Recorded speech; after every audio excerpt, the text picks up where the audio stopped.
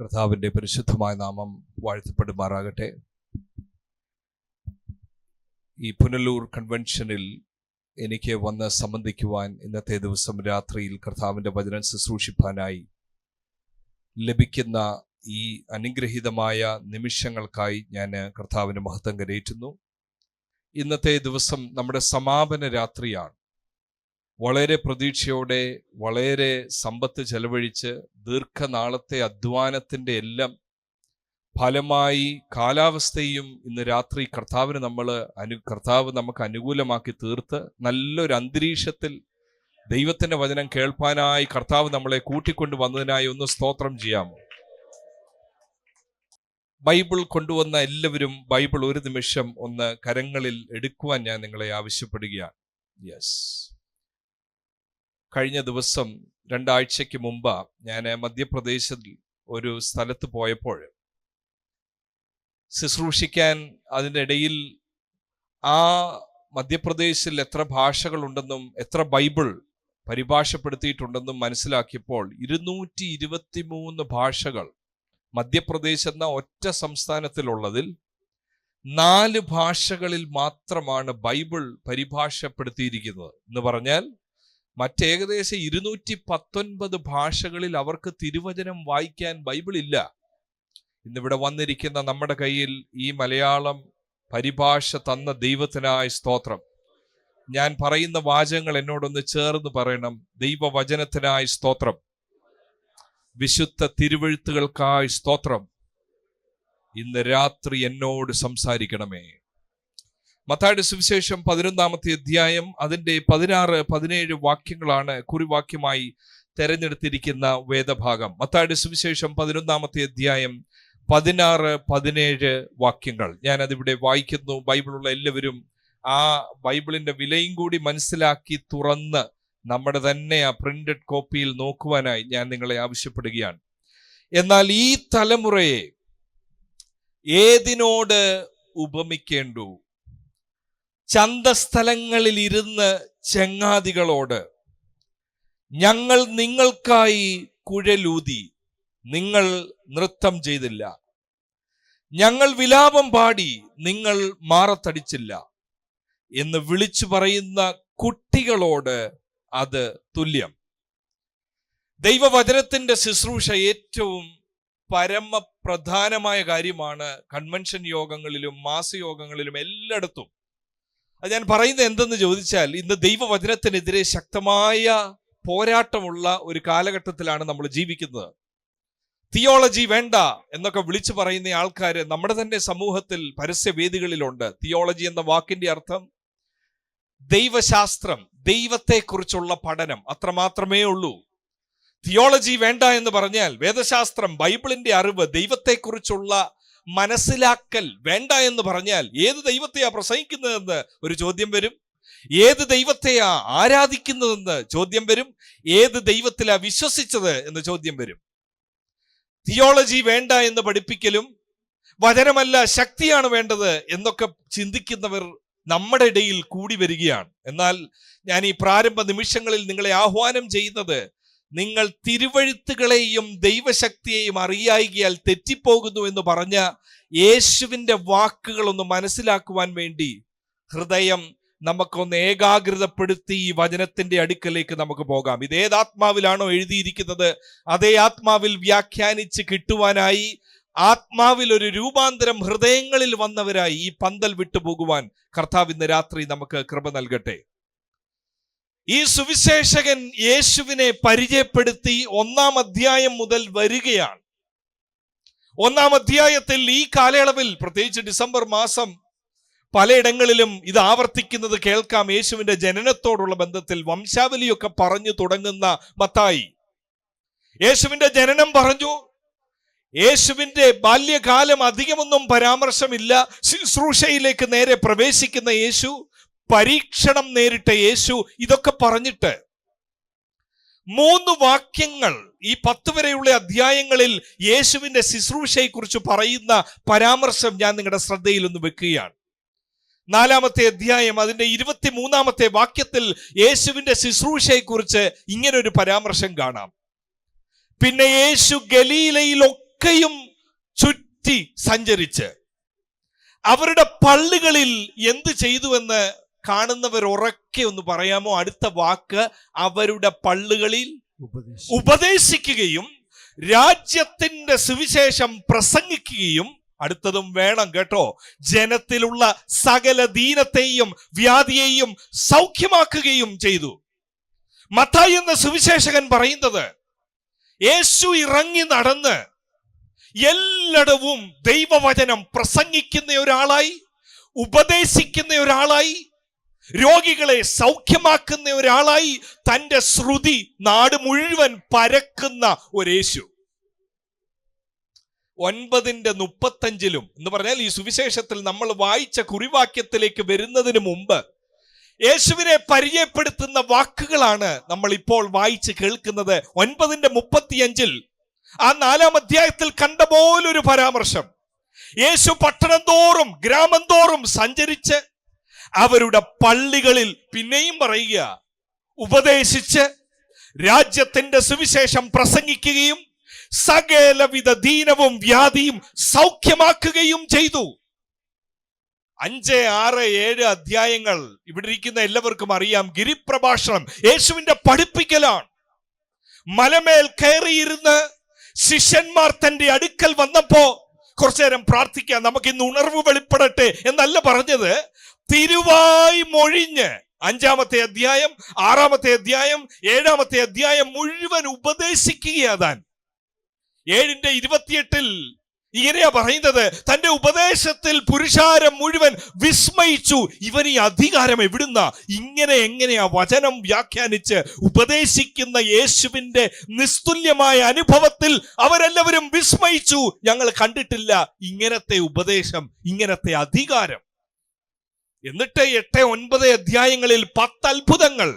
വാക്കുകൾ മാത്രമല്ല, 5, 6, 7 അധ്യായങ്ങളിൽ വാക്കുകളാണെങ്കിൽ പ്രവൃത്തിയിലൂടെ ദൈവരാജ്യത്തിന്റെ ശക്തി വെളിപ്പെടുത്തിയ യേശു.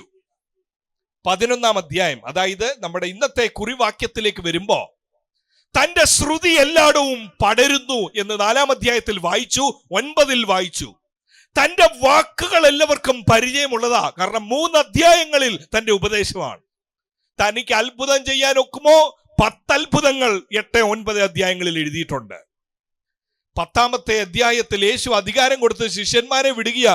നിങ്ങളും പോയി ഭൂതങ്ങളെ പുറത്താക്കണം, രോഗികളെ സൗഖ്യമാക്കണം, ദൈവവചനം അധികാരത്തോടെ പ്രസംഗിക്കണം എന്ന് പറഞ്ഞിട്ട് നമ്മുടെ ഇന്നത്തെ കുറിവാക്യം തുടങ്ങുന്ന 11:1 ഇപ്രകാരമാ പറയുന്നത്. യേശു തന്റെ 12 ശിഷ്യന്മാരോട് കൽപ്പിച്ച് തീർന്ന ശേഷം അതത് പട്ടണങ്ങളിൽ ഉപദേശിപ്പാനും പ്രസംഗിപ്പാനും അവിടെ നിന്ന് പുറപ്പെട്ടു പോയി. യേശുവിന്റെ മനസ്സിൽ ഒറ്റ കാര്യം മാത്രമേ ഉള്ളൂ, എനിക്ക് ഉപദേശിക്കണം. നാടുതോറും, കപർനൗമിൽ ചെന്നാൽ ഉപദേശം, ബെഥനിയിൽ ചെന്നാൽ ഉപദേശം, യെരിഖോയിൽ ചെന്ന ഉപദേശം, എവിടൊക്കെ പോകുന്നോ എല്ലായിടവും ആളിനെ കൂട്ടി ഇരിക്കെ. ചിലപ്പോ ആദ്യം ചോദിക്കുമായിരിക്കും, ഇന്ന് വല്ല അത്ഭുതം ഉണ്ടോ? ആ ചോദ്യം ചോദിച്ചാൽ യേശുവിന് ഇഷ്ടമല്ല. പലപ്പോഴും ആ ചോദ്യം ചോദിച്ചവരോട് യോഹന്നാന്റെ സുവിശേഷം 6-ലും കാണാം, അത്ഭുതം ഉണ്ടോ എന്ന് പറഞ്ഞ് അടുത്ത ദിവസം 5 അപ്പം തിന്നിട്ട 2-ാമത്തെ ദിവസം വന്നവരോട് യേശു പറയുന്നത്, ഇന്ന് ഞാൻ അത്ഭുതം ചെയ്യുന്നില്ല, എന്നെ തിന്നുന്നവൻ ജീവിക്കും, എന്റെ രക്തം കുടിക്കുന്നവൻ ജീവിക്കും. അതിൽ ഇടറിപ്പോയി യോഹന്നാന്റെ സുവിശേഷം 6:66 തന്റെ ശിഷ്യന്മാരിൽ നല്ലൊരു ശതമാനം വിട്ടുപിരിഞ്ഞു, പിന്നെ അവനെ അനുഗമിച്ചില്ല എന്നാണ് പറയുന്നത്. യേശുവിനെ നമ്മൾ പരിചയപ്പെടണം പ്രിയ ദൈവമക്കളെ. പ്രസംഗകർ വരച്ചു തരുന്ന ഒരു യേശുവിനെ അല്ല നമ്മൾ അറിയേണ്ടത്. ഈ തിരുവചനത്തിൽ കാണിച്ചിരിക്കുന്ന യേശുവിനെ നമ്മൾ പരിചയപ്പെടണം.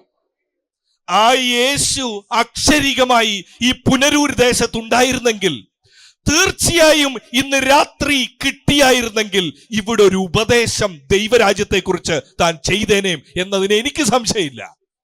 എന്താ സംശയമില്ലാത്തത്? ഈ വാക്യങ്ങളിൽ യേശുവിനെ ഞാൻ കാണുന്നത് കറതീർന്ന ദൈവരാജ്യത്തിന്റെ മർമ്മങ്ങൾ ഒട്ടും മറച്ചു വെക്കാതെ, മുഖം നോക്കാതെ പറയുന്ന, ഉപദേശിക്കുന്ന ഒരു വലിയ പ്രവാചകന് തുല്യമായി, റബ്ബിക്ക് തുല്യമായി നിൽക്കുന്ന മനുഷ്യപുത്രൻ, ദൈവപുത്രൻ, അതല്ലേ യേശു. അങ്ങനെയാണ് യേശുവിന്റെ വാക്കുകൾ ഇന്ന് രാത്രി നമ്മൾ മനസ്സിലാക്കാതെ പോകരുതേ. യേശുവിന് ഈ ദേശത്തോട്, ഈ പന്തലിൽ വന്നിരിക്കുന്ന നമ്മളോട് ഇന്ന് രാത്രി സംസാരിക്കാനുള്ളത് എന്താണ്? യേശുവിന് പ്രവർത്തിക്കാൻ വല്ലതും ഉണ്ടോ? തീർച്ചയായിട്ടും ഉണ്ട്. വചനം കേട്ടുകൊണ്ടിരിക്കുമ്പോൾ തന്നെ പരിശുദ്ധാത്മാവ് വന്നു എന്ന് നമ്മൾ വായിക്കുന്നെങ്കിൽ, ഇന്ന് രാത്രിയിലും വചനം കേട്ടുകൊണ്ടിരിക്കുമ്പോൾ വചനത്തിന്റെ ശക്തിയെ ഉറപ്പിക്കുവാൻ പരിശുദ്ധാത്മ ശക്തി ഇതിനകത്ത് ചലിക്കുമെന്ന് ഞാൻ ആത്മാർത്ഥമായി വിശ്വസിക്കുന്നു.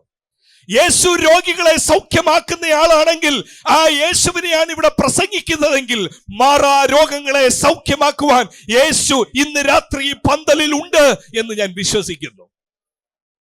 ഇതെല്ലാം ഉണ്ട്. പക്ഷേ ഉപദേശം മറന്നു പോകരുത്, അത് വേണ്ട എന്ന് ചിന്തിക്കരുത്. അങ്ങനെയെങ്കിൽ ശ്രദ്ധിച്ചു നോക്കൂ. 11:16 ഒന്നുകൂടെ വായിക്കും നമ്മുടെ കുറിവാക്യം. എന്നാൽ ഈ തലമുറയെ എന്തിനോട് ഉപമിക്കേണ്ടു? എന്താ ഈ തലമുറയുടെ പ്രത്യേകത? എന്തിനാ യേശു പറയുന്നത്? അയ്യോ, ഈ തലമുറയെ നോക്കിയിട്ട് എന്തായാലും ഒരു ദൃഷ്ടാന്തം ഉപയോഗിച്ചായിരുന്നേ കൊള്ളായിരുന്നു. ഇവരെ എന്തിനോട് ഉപമിക്കാൻ ഒക്കും? അല്ല, ഇവരെന്ത് ചെയ്തു? ഇവരെല്ലാം നല്ലവരല്ലേ? എല്ലാവരും എല്ലായിടത്തും പോയി ഉപദേശിച്ച് പ്രസംഗിച്ച് സൗഖ്യമാക്കി. ധാരാളം ആൾക്കാരും വരുന്നുണ്ടല്ലോ യേശുവിന്റെ ശുശ്രൂഷയിൽ. പിന്നെന്താ യേശു അസ്വസ്ഥനായി പറയുന്നത്? ഈ തലമുറയെ. ഏത് തലമുറയാന്നറിയോ? 12:39 നിങ്ങൾക്ക് പരിചയമുള്ള ഒരു പ്രയോഗം അവിടെ ഉണ്ട്. ഈ തലമുറയെ കുറിച്ച് പറയുമ്പോ, ദോഷവും വ്യഭിചാരവുമുള്ള തലമുറ അടയാളം തിരയുന്നു. ഏതാ ഈ തലമുറ? ഈ തലമുറയെ എന്തിനോട് ഉപമിക്കും? ഏതാ ഈ തലമുറ? ഉപദേശത്തിന് കീഴടങ്ങുന്ന ഒരു തലമുറയെ കുറിച്ചല്ല യേശു പറയുന്നത്. അത്ഭുതം നടന്നു കഴിഞ്ഞ് അത്ഭുതം ചെയ്തയാളിലേക്ക് വരുന്നൊരു തലമുറയല്ല യേശു പറയുന്നത്. ഉപദേശം ഇഷ്ടമല്ലാത്ത, ഓരോ ദിവസവും അത്ഭുതം കാണാൻ മാത്രം ആഗ്രഹിക്കുന്ന ഒരു തലമുറയെ യേശു വിളിക്കുന്നു ദോഷവും വ്യഭിചാരവുമുള്ള തലമുറ. 12:45 നോക്കണമേ. ഏതാ ഈ തലമുറ? ഈ തലമുറയെ എന്തിനോട് ഉപമിക്കേണ്ടു? ഏതാ ഈ തലമുറ? ദുഷ്ടതലമുറ എന്നൊരു പദപ്രയോഗം 12:45 വാക്യത്തിൽ, 16 വാക്യത്തിൽ ദോഷവും വ്യഭിചാരവുമുള്ള തലമുറ എന്ന് 2 പ്രാവശ്യം, 17 വാക്യത്തിൽ യേശു പറഞ്ഞത് അവിശ്വാസവും കോട്ടവുമുള്ള തലമുറയെ. പ്രിയ ദൈവമക്കളെ, ഒരു കാര്യം മനസ്സിലാക്കണമേ. പുനലൂർ ദേശനിവാസികളെ, ഈ പന്തലിന്റെ കീഴിൽ കേൾക്കുന്നവരെ, നമ്മളെ മനുഷ്യർ നോക്കുമ്പോ ചിലപ്പോ പറയാൻ സാധ്യത, ഇങ്ങനെയൊന്നും അല്ലായിരുന്നു പണ്ടത്തെ കാലത്ത്, ഇത്രയും ലൈറ്റും സൗകര്യവും ഫാനും ഒന്നും ഇല്ല. അനുഗ്രഹിക്കപ്പെട്ട തലമുറ, മാനിക്കപ്പെട്ട തലമുറ. അന്ന് വണ്ടിയില്ലാതെ പിതാക്കന്മാർ നടന്നു പോയിട്ടുണ്ട്. എന്നാൽ ഇന്ന് വീട്ടിൽ നിന്ന് ഇറങ്ങുമ്പോൾ ഏത് വണ്ടി എടുക്കണമെന്ന് അറിയാൻ വയ്യാതെ അനുഗ്രഹിക്കപ്പെട്ട തലമുറ എന്ന് മനുഷ്യൻ പറയുന്ന അവസ്ഥയിൽ ഒരു കാര്യം ഇന്ന് രാത്രി കേൾക്കണമേ. ഈ പുസ്തകത്തിന് നമ്മളെ വിവേചിക്കുവാനുണ്ട് ഇന്ന് രാത്രിയിൽ. ചിലപ്പോൾ സംഭവിക്കാം, യേശുവിന്റെ അപ്പം കഴിച്ചവരെ, യേശുവിന്റെ അത്ഭുതം കണ്ടവരെ, അനുഭവിച്ചവരെ, വചനം കേട്ടവരെ യേശു വിളിക്കുന്നു ഈ തലമുറയെ ഞാൻ എന്തിനോട് ഉപമിക്കേണ്ടു? അവിശ്വാസവും കോട്ടവുമുള്ള തലമുറ, വിശ്വാസമില്ലാത്ത തലമുറ, വ്യഭിചാരികളായ തലമുറ. ഇതുകൊണ്ടാ പലരും പറയുന്നത് തിയോളജി വേണ്ടെന്ന്. ഇതുകൊണ്ടാ പലരും പറയുന്നത് വചനം വേണ്ട, ശക്തി മതി എന്ന്. കാരണം ഈ വചനവും തിയോളജിയും ദൈവത്തെ അറിയാനായിട്ട് പുസ്തകം തുറക്കുമ്പോൾ നമ്മുടെ കയ്യടിയൊക്കെ ചിലപ്പോൾ അങ്ങ് ശാന്തമാവും. കാരണം അവിശ്വാസമുള്ള തലമുറയും കോട്ടമുള്ള തലമുറയും എന്ന് പറയുമ്പോൾ എങ്ങനെ കയ്യടിക്കാൻ ഒക്കും? എങ്ങനെ കയ്യടിക്കാൻ ഒക്കും? ഈ 23:35 വാക്യത്തിൽ അടുത്തൊരു പരാമർശമുണ്ട്. നീതിയുള്ള രക്തം എല്ലാം നിങ്ങളുടെ മേൽ വരേണ്ടതാകുന്നു. ഈ നീതിമാന്മാരുടെ രക്തമെല്ലാം കുമിഞ്ഞുകൂടി നിൽക്കുന്ന, അനുഗ്രഹിക്കപ്പെട്ട അല്ല, വിധിക്കപ്പെട്ട, ശിക്ഷ വിധിക്കപ്പെട്ട തലമുറയെ എന്ന് പറയുമ്പോ അത് വളരെ ഗൗരവമുള്ള കാര്യമാണ്. അപ്പൊ ഈ തലമുറയെ എന്തിനോട് സാദൃശ്യപ്പെടാം? അതാ യേശു പറയുന്നത് 11:16. അങ്ങനെയല്ലേ? ഒന്നുകൂടെ നോക്കിയേ 11:16 വാക്യത്തിൽ. എന്നാൽ ഈ തലമുറയെ, ഈ ദുഷ്ടമുള്ള തലമുറയെ, ഈ ദോഷവും വ്യഭിചാരവുമുള്ള തലമുറയെ, ഈ അവിശ്വാസവും കോട്ടവുമുള്ള തലമുറയെ, നീതിമാന്മാരെ ഉപദ്രവിക്കുന്ന ഈ തലമുറയെ എന്തിനോട് സാദൃശ്യപ്പെടുത്താം? അതാ യേശു പറയുന്നത്. എന്നിട്ട് യേശു അങ്ങനെ പറഞ്ഞങ്ങ് വിടുകയല്ല. എന്തിനോട് സാദൃശ്യപ്പെടുക എന്ന് പറഞ്ഞിട്ട് അടുത്ത കാര്യത്തിലേക്ക് പ്രവേശിക്കുകയല്ല. ഈ തലമുറയെ മനസ്സിലാക്കാൻ വേണ്ടി യേശു ഒരു ദൃഷ്ടാന്തം പറയുകയാണ്. നോക്കണമേ, ശ്രദ്ധിച്ച് ആ 16-ാമത്തെ വാക്യം ശ്രദ്ധിച്ചു നോക്ക്. ഈ തലമുറയെ ഏതിനോട് ഉപമിക്കേണ്ടു? അടുത്തതൊരു കോമൺ മാന്, സാധാരണ മനുഷ്യർക്ക് മനസ്സിലാകുന്ന ഒരു ദൃഷ്ടാന്തം യേശു പറയുകയാണ്. ചിലപ്പോൾ ചില പ്രസംഗങ്ങൾ കേൾക്കുമ്പോ എന്തവാ പ്രസംഗിച്ചതെന്ന് പ്രസംഗിച്ചവനും അറിയത്തില്ല, കേൾക്കുന്നവനും അറിയത്തില്ല. എന്തായിരുന്നു ഇന്നെന്ന് ചോദിച്ചാൽ എന്തോ ആയിരുന്നു, പക്ഷെ എന്താണെന്ന് എനിക്കും അറിയത്തില്ല. യേശുവിന്റെ പഠിപ്പിക്കൽ അങ്ങനല്ല, എല്ലാവർക്കും മനസ്സിലാവും. 11:16 ഈ തലമുറയെ എന്തിനോട് സാദൃശ്യപ്പെടുത്താം? ഈ വഷളത്തം നിറഞ്ഞ തലമുറയെ. എന്നിട്ട് യേശു ഒരു സാധാരണ ഉദാഹരണം, അത് ഇന്ന് ഇവിടെ ഇരിക്കുന്ന നിങ്ങൾക്ക് എല്ലാവർക്കും മനസ്സിലാകുന്ന ഉദാഹരണമാണ്. ഇങ്ങനെയാ പറയുന്നത്: ചന്തസ്ഥലങ്ങളിൽ ഇരുന്ന് ചങ്ങാതികളോട് ഞങ്ങൾ നിങ്ങൾക്കായി കുഴലൂതി, നിങ്ങൾ നൃത്തം ചെയ്തില്ല, ഞങ്ങൾ വിലാപം പാടി, നിങ്ങൾ മാറത്തടിച്ചില്ല എന്ന് വിളിച്ചു പറയുന്ന കുട്ടികളോട് അത് തുല്യം. ഇതെന്താ ഇവിടെ നടക്കുന്നത്? ഇവിടെ യൗവനക്കാരുണ്ട്, കൊച്ചു കുഞ്ഞുങ്ങളുണ്ട്, മുതിർന്നവരുണ്ട്. എല്ലാവർക്കും ഒരു സ്റ്റേജ് ഉണ്ടല്ലോ ലൈഫിൽ. ഒരു പാഴ്സണേജിലാണ് ജനിച്ചു വളർന്നതെങ്കിൽ തീർച്ചയായിട്ടും കൊച്ചിലെ ഏതെങ്കിലും ഒരു സമയത്ത് ഒരു പാസ്റ്റർ വേഷം കെട്ടിയിട്ടുണ്ടായിരിക്കും. ഞാൻ പാസ്റ്റർ വീട്ടിലല്ല ജനിച്ചു വളർന്നത്. വളരുന്ന സമയത്താണ് എൻ്റെ പിതാവ് ജോലി റിസൈൻ ചെയ്ത് സുവിശേഷ വേലയ്ക്ക് വേണ്ടി വന്നത്. എന്നാൽ പോലും ഐരു ചർച്ചിലെ ഞങ്ങളുടെ പാസ്റ്ററെ എത്രമാത്രം ഇമിറ്റേറ്റ് എൻ്റെ ഒരു 10-ാമത്തെ വയസ്സിൽ 11-ാമത്തെ വയസ്സിൽ ഞാൻ ഇമിറ്റേറ്റ് ചെയ്തിട്ടുണ്ട്. തിരിച്ചു വീട്ടിൽ ചെന്ന് ഏതെങ്കിലും ഒരു സ്പൂൺ എടുക്കും, അല്ലെങ്കിൽ തവിയുടെ ഒരു കമ്പെടുക്കും. പാസ്റ്റർ മൈക്ക് പിടിക്കുന്ന പോലെ പിടിക്കണം, പാസ്റ്റർ തമ്പേർ അടിക്കുന്ന പോലെ അടിക്കണം. ഇമിറ്റേഷൻ അതൊരു പ്രായത്തിൽ നടക്കുന്നതാണ്, ഇമിറ്റേഷൻ. ഇവിടെ യേശു പറയുന്നത് ഈ തലമുറ എങ്ങനെയുള്ളവരാണെന്നറിയാമോ? അവർ ചന്തസ്ഥലങ്ങളിൽ ഇരുന്ന് എന്ന് പറഞ്ഞാൽ അതിന്റെ അർത്ഥം കോമൺ സ്ഥലങ്ങളിൽ ഇരുന്ന്. ഒരു കുട്ടി പറയുക നമുക്ക് കളിക്കാം. അന്നത്തെ പലസ്തീനിൽ ഇന്നത്തെ പോലെ തന്നെ ഗൗരവമായ 2 ചടങ്ങുകളാ. ഒന്ന് വിവാഹം, രണ്ടേത് മരണം. ഇങ്ങനെയല്ലേ നമ്മൾ ഈ വിവാഹവും മരണത്തിന്റെ കാര്യമൊക്കെ പ്ലാൻ ചെയ്യുമ്പോഴേ സാധാരണ പറയും, ഈ 2 കാര്യം സൂക്ഷിച്ച് നടത്തിയില്ലെങ്കിൽ പ്രശ്നം ഉണ്ടാവും. വിവാഹത്തിന്റെ സമയത്ത് പേര് പറയേണ്ടിയവരുടെ പറഞ്ഞില്ലെങ്കിൽ പ്രശ്നമാകും. ഫ്യൂണറൽ സമയത്ത് പറയേണ്ടിയത് പറയാതിരുന്നാൽ അവസാനം ഞങ്ങളെ അപമാനിച്ചെന്ന് പറയും. ഇത് രണ്ടും വളരെ പ്രധാനപ്പെട്ട 2 ശുശ്രൂഷകളാണ്. അന്നത്തെ കാലത്തും വിലാപം എന്ന് പറഞ്ഞാൽ ഫ്യൂണറൽ, അതോട് ചേർന്ന് കാഹളം ഞങ്ങൾ ഊതി, കുഴലൂതി, നിങ്ങൾ നൃത്തം ചെയ്തില്ലെന്ന് പറഞ്ഞാൽ കല്യാണം, വെഡിങ് സെലിബ്രേഷൻ. ചന്തസ്ഥലത്തിരുന്ന് ഇവരിത് കളിക്കുക.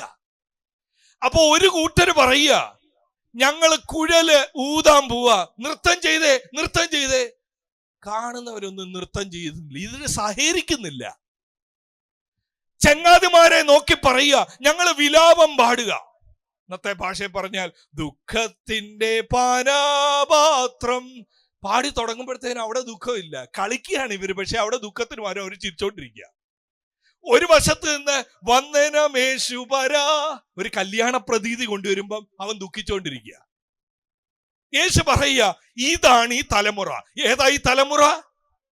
ചന്തസ്ഥലത്തിരുന്ന് ചങ്ങാതികളോട് ഞങ്ങൾ നിങ്ങൾക്ക് കുഴലൂതി. ഞങ്ങൾ കളിക്കാൻ വേണ്ടി, ഒരു കല്യാണം നമുക്ക് കളിക്കാം, ഞങ്ങൾ കുഴലൂതി, പക്ഷെ നൃത്തം ചെയ്യത്തില്ല, സഹകരണമില്ല.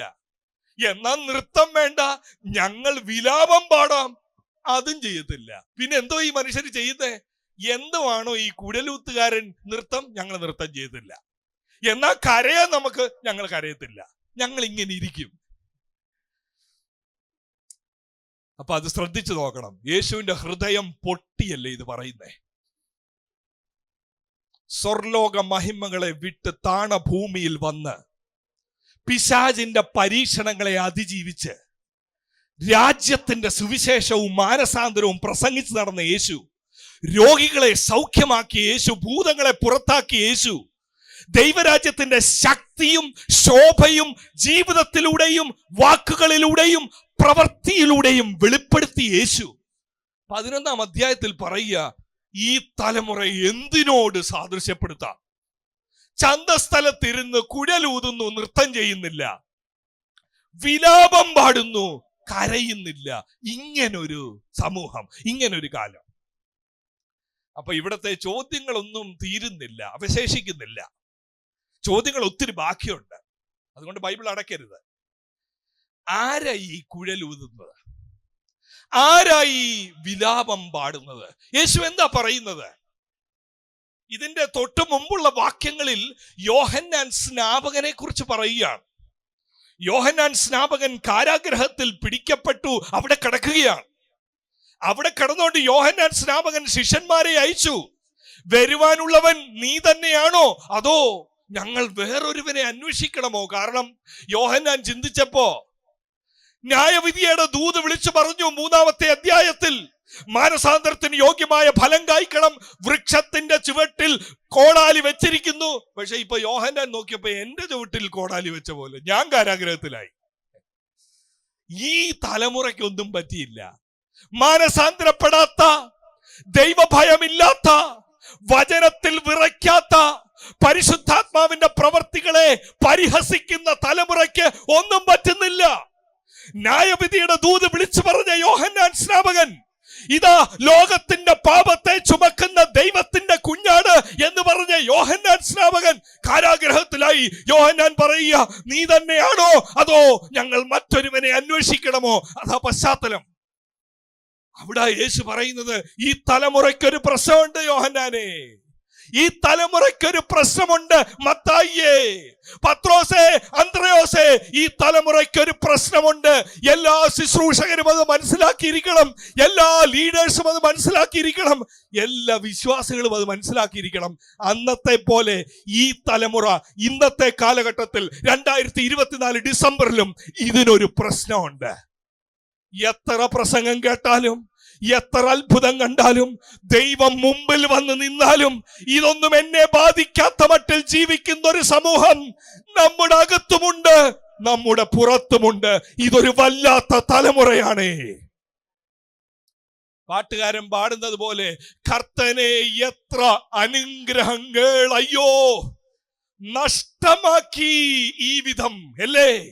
എത്രയോ അത്ഭുതങ്ങൾ, എത്രയോ രോഗസൗഖ്യങ്ങൾ, പ്രാർത്ഥിച്ച വിഷയത്തിന് അച്ചട്ടായ മറുപടികൾ, 1ആണോ 2ആണോ 3ആണോ, എത്ര നമ്മൾക്ക് ലഭിച്ചവരാണ്.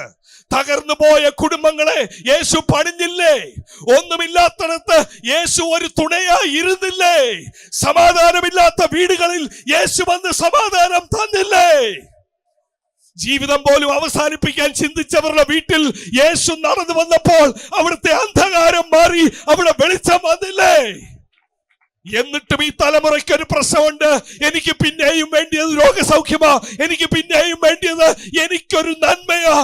എപ്പോ ഞാൻ തിരിഞ്ഞ് എന്നിൽ എന്തിനീ അത്ഭുതം ചെയ്തു കർത്താവേ എന്ന് ചോദിക്കും, അത് നടക്കത്തില്ല. കുഴലൂതുന്നു, നൃത്തം ചെയ്യത്തില്ല, വിലാപം പാടുന്നു, കരയത്തില്ല. രോഗസൗഖ്യം വേണം, കഴിക്കാൻ വേണം, വസ്ത്രം വേണം, മാന്യത വേണം, എന്നാൽ യേശുവിന് വേണ്ടി സമർപ്പിക്കാത്ത ഒരു തലമുറ. ആരാ കുഴലൂതുന്നത്? ആരാ നൃത്തം കളിക്കാത്തത്? ഇതിന് മുമ്പുള്ള വാക്യങ്ങളിൽ 11-ന്റെ 16, 17 നമ്മൾ വായിച്ചത് കുറിവാക്യം. ഇതിന് മുമ്പുള്ള വാക്യങ്ങൾ വായിക്കുമ്പോ ഒരു കൊച്ചു കുഞ്ഞിനോട് നമ്മൾ പറയാം, ഒന്ന് വായിച്ചിട്ട് പറഞ്ഞേ, ആരാ ഈ കുഴൽ ഊതുന്നത്? ഇതിനു മുമ്പുള്ള വാക്യങ്ങൾ വായിക്കുമ്പോ ജനങ്ങൾ കുഴലൂതുന്നു, പക്ഷെ ആരും നൃത്തം കളിക്കുന്നില്ല. യോഹന്നാൻ സ്നാപകൻ നൃത്തം കളിക്കാത്ത ആളാ. ജനങ്ങൾ കുഴലൂതുന്നു, പക്ഷെ യേശു നൃത്തം കളിക്കത്തില്ല. ജനങ്ങൾ വിലാപം പാടും, പക്ഷെ യോഹന്നാൻ സ്നാപകൻ അപ്പൊ ദുഃഖിക്കത്തില്ല. ജനങ്ങൾ വിലാപം പാടും, യേശു ജനങ്ങളെ പോലെ ശുശ്രൂഷിക്കുന്ന ഒരു വ്യക്തിയല്ല. മുമ്പുള്ള വാക്യങ്ങളൊന്ന് ശ്രദ്ധിച്ചു നോക്കിയേ. ആരാ ഇവിടെ കുഴലൂതുന്നത്? 11-ന്റെ 7-ാമത്തെ വാക്യം തുടങ്ങി 3 പ്രാവശ്യം യേശു ഒരു ചോദ്യം. ആ 3 പ്രാവശ്യം അത് ചോദിക്കണമെങ്കിൽ അതിന് അതുപോലെ അർത്ഥമുണ്ട് കേട്ടോ. 11:7 അവർ പോയ ശേഷം, യോഹന്നാന്റെ ശിഷ്യന്മാർ പോയ ശേഷം യേശു യോഹന്നാനെ കുറിച്ച് പുരുഷാരത്തോട് പറഞ്ഞു തുടങ്ങിയത്, നിങ്ങൾ എന്ത് കാണുവാൻ മരുഭൂമിയിലേക്ക് പോയി? നിങ്ങൾ എന്ത് കാണുവാൻ പോയി? നിങ്ങൾ എന്ത് കാണുവാൻ പോയി?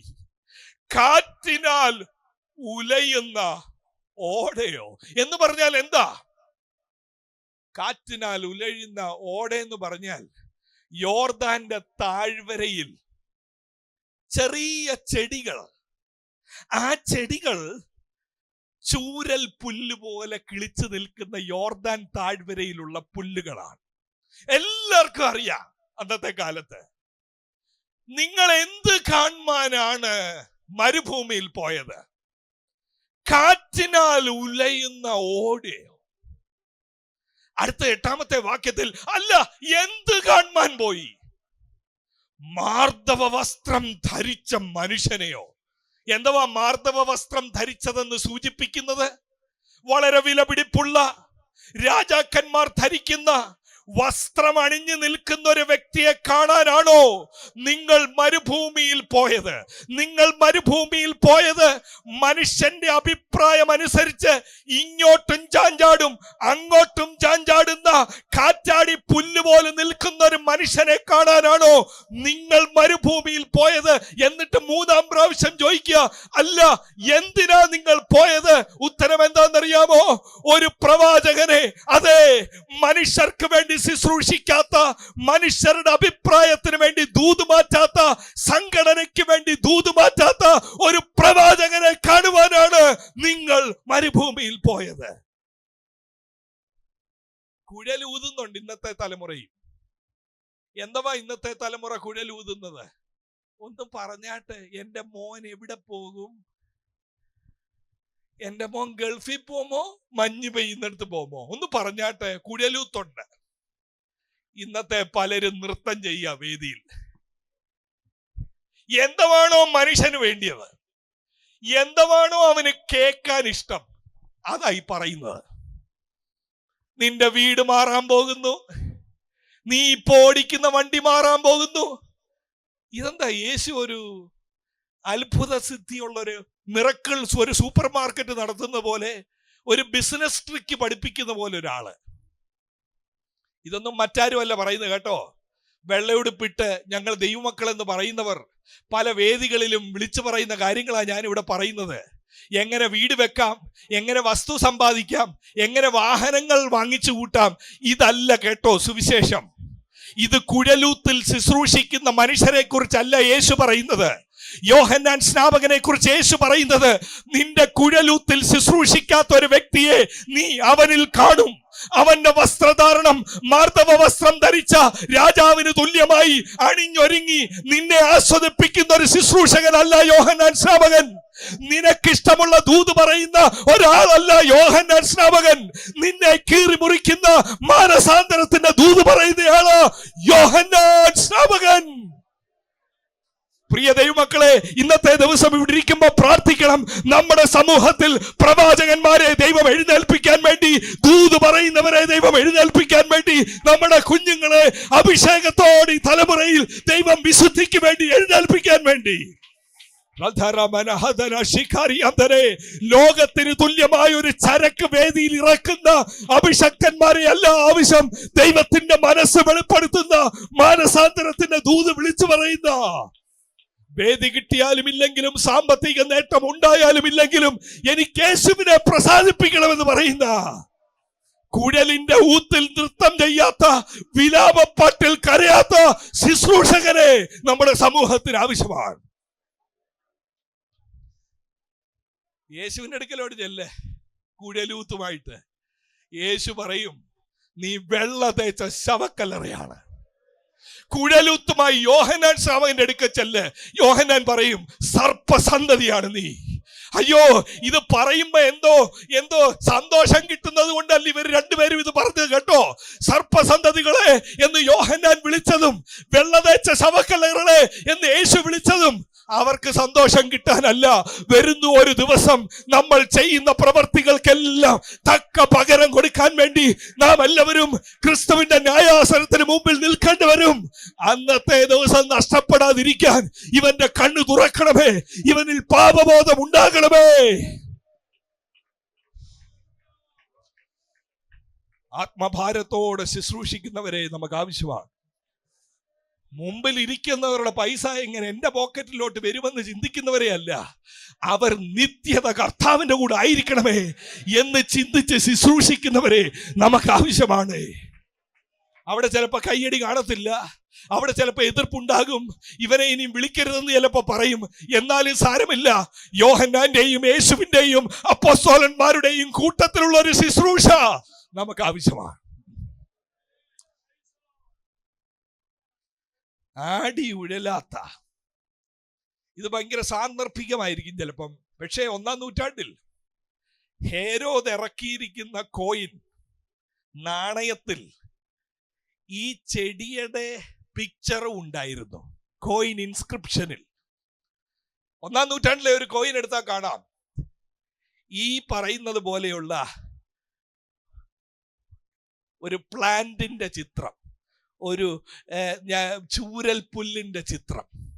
അതെന്താണെന്നറിയാമോ വിളിച്ചിറക്കിയത്? ചിലർ ചിന്തിക്കുന്നത് ഇത് രണ്ടും ഹേരോദാവിന് തുല്യമായി പറഞ്ഞ മാർദ്ദവസ്ത്രം ധരിക്കുന്ന ആളെ കാണാനല്ല നിങ്ങൾ പോയത്, ഒരു പൊളിറ്റിക്കൽ ലീഡറിനെ കാണാനല്ല നിങ്ങൾ മരുഭൂമി പോയത്. നിങ്ങൾ പോയത് ഇങ്ങനെ അങ്ങോട്ടും ഇങ്ങോട്ടും മാറുന്ന ഒരാളെ കാണാനല്ല പോയത്. കാരണം ഹേരോദ് എങ്ങനായിരുന്നു? ഹേരോദിന്റെ ജീവിതം മുഴുവൻ കാറ്റിനാൽ ഉലയുന്ന ഓട പോലെ എങ്ങനെങ്കിലും റോമൻ കൈസറെ പ്രസാദിപ്പിക്കണം, എന്നാലേ എനിക്ക് ഹേരോദ് എന്നുള്ള പദവി കിട്ടത്തുള്ളൂ. ഹേരോദിന്റെ മുകളിൽ ഒരാളുണ്ട്, റോമൻ കൈസർ. റോമൻ കൈസറിനെ എല്ലാത്തിലും പ്രസാദിപ്പിച്ചുകൊണ്ട് എനിക്ക് ഹേരോദ് എന്നുള്ള പദവി നിലനിർത്താൻ വേണ്ടി ഒരു ചൂരൽ പുല്ല് എങ്ങനെ കാറ്റിൽ അങ്ങോട്ടും ഇങ്ങോട്ടും ആകുമോ അതുപോലെ ഈ റോമൻ കൈസർ ഇങ്ങോട്ട് വരുമ്പോ അങ്ങോട്ട് ചായും, വേറൊരാൾ ഒന്ന് പറയുമ്പോ അങ്ങോട്ട് ചായും. ഈ വ്യക്തി എവിടെയാണെന്ന് കണ്ടുപിടിക്കാൻ ഹേരോദിനെ ആർക്കും കഴിഞ്ഞില്ല. ആൾക്കാർ പറഞ്ഞ എന്താണെന്നറിയാമോ? മിടുക്കൻ മിടുക്കൻ. ഈ പറയുന്ന കാപ്പിപ്പുല്ല് ഇങ്ങനെ അങ്ങോട്ടും ഇങ്ങോട്ടും പോകുന്നത് പോലെ മാറുന്നവരെ മനുഷ്യർ പറയുന്നത് എന്താണ്? നല്ല സമർത്ഥനവൻ, അവനാർക്കും പിടികൊടുക്കത്തില്ല. പിടികൊടുക്കാത്തത് ബുദ്ധിയുടെ ലക്ഷണമല്ല, ബുദ്ധിമോശത്തിന്റെ ലക്ഷണമാ.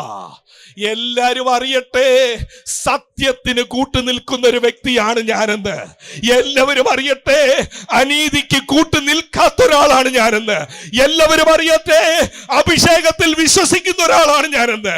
എല്ലാവരും അറിയട്ടെ, ഞാൻ അന്യഭാഷകളിൽ സംസാരിക്കുന്ന ഒരു വ്യക്തിയാണെന്ന്. അല്ലാതെ ഇവിടെ വരുമ്പോ ഒന്ന് പറഞ്ഞു, അങ്ങോട്ട് പോകുമ്പോ വേറൊന്ന് പറഞ്ഞു, ഇങ്ങോട്ട് വരുമ്പോ വേറൊന്ന് പറഞ്ഞു. ആ തലമുറയെ വിളിക്കുന്നതാണ് ഇത് അധർമ്മം നിറഞ്ഞ തലമുറയാണ്, ഇത് വ്യഭിചാരമുള്ള തലമുറയാണ്, ഇത് അവിശ്വാസമുള്ള തലമുറയാണ്. നമ്മൾ ആരാണെന്നുള്ളതേ നമ്മുടെ ദേശം അറിയട്ടെന്ന്.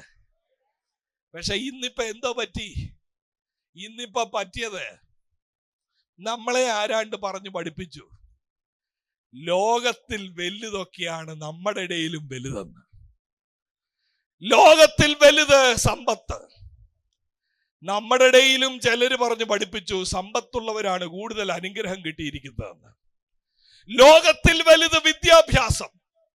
നമ്മളെയും പിടിച്ചു ഈ വൈറസ്. ബൈബിള് പഠിപ്പിക്കുന്നതിനെക്കാട്ടിൽ കൂടുതൽ നമുക്ക് ആവേശം ലോക മനുഷ്യനെക്കാട്ടി മേളിൽ എൻ്റെ കുഞ്ഞു വളർന്നു വലുതായി, അവനൊരു വലിയ ഓഫീസറായി. കർത്താവേ, ഒരു കാര്യം ഞാൻ വിളിച്ചു പറയട്ടെ, കർത്താവിന് നമ്മൾക്ക് ചെയ്യാവുന്നതിൽ ഏറ്റവും വലിയ കാര്യം നമുക്കൊരു വീട് കെട്ടിത്തരിക എന്നുള്ളതല്ല, നമ്മുടെ മോനെ IAS ഓഫീസർ ആക്കുക എന്നുള്ളതല്ല, നമുക്ക് സമൂഹത്തിൽ ഒരു മാന്യത തരിക എന്നുള്ളതല്ല. യേശുവിന്റെ പിറകാലെ പോയവർക്ക് മാന്യത കിട്ടിയില്ല, അപമാനമുണ്ടായി. യേശുവിന്റെ പിൻകാലെ പോയവർക്ക് പൂച്ചണ്ട് കിട്ടിയില്ല, അവർക്ക് ക്രൂശ് കിട്ടി. യേശുവിന്റെ പിൻപാലെ പോയവർക്ക് സ്ഥാനമാനങ്ങൾ കിട്ടിയില്ല, അവരെ ലോകത്തിൽ അപമാനിച്ചു. എന്നാൽ എന്തവർക്ക് കിട്ടിയെന്ന് ചോദിച്ചാൽ മനുഷ്യർക്ക് എടുത്തു കളയാൻ ഒക്കാത്ത നിത്യജീവന് അവർക്ക് കിട്ടി. അവർക്ക് പാപക്ഷമ കിട്ടി.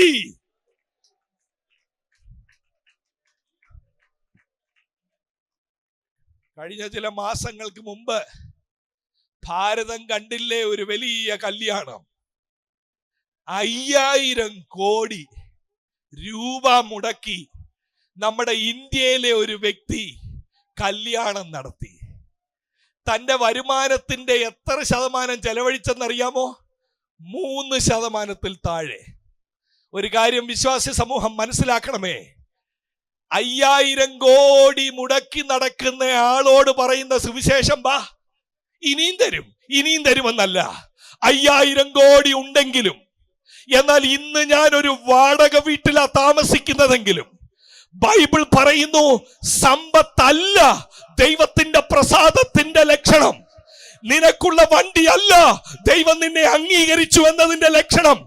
എല്ലാവരും പാപം ചെയ്ത് ഒരുപോലെ ദൈവ തേജസ് നഷ്ടപ്പെടുത്തിയിരിക്കുന്നു.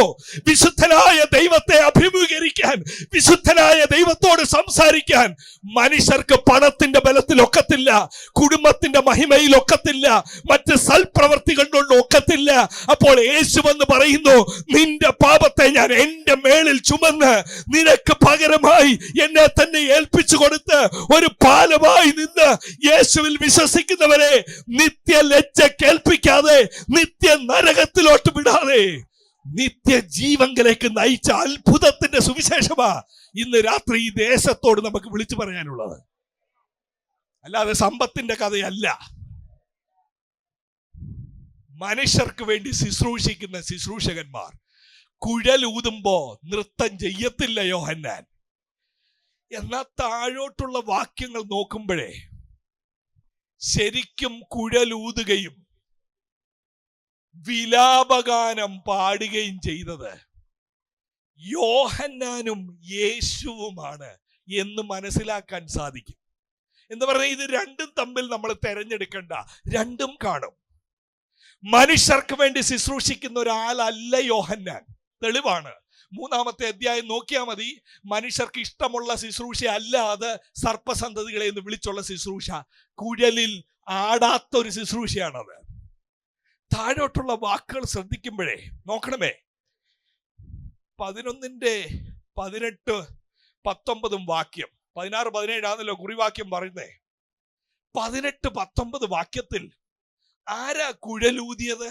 ആര് നൃത്തം ചെയ്തില്ല? ആര് വിലാപം പാടി കരഞ്ഞില്ല?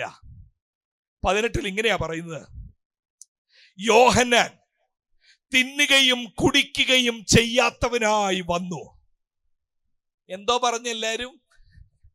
തിന്നുകയും കുടിക്കുകയും ചെയ്യാതെ പാപബോധം ഉണ്ടാക്കുന്ന മാനസാന്തരത്തിന്റെ ദൂത് മരുഭൂമിയിൽ നിന്നുകൊണ്ട് വിളിച്ചു പറഞ്ഞു.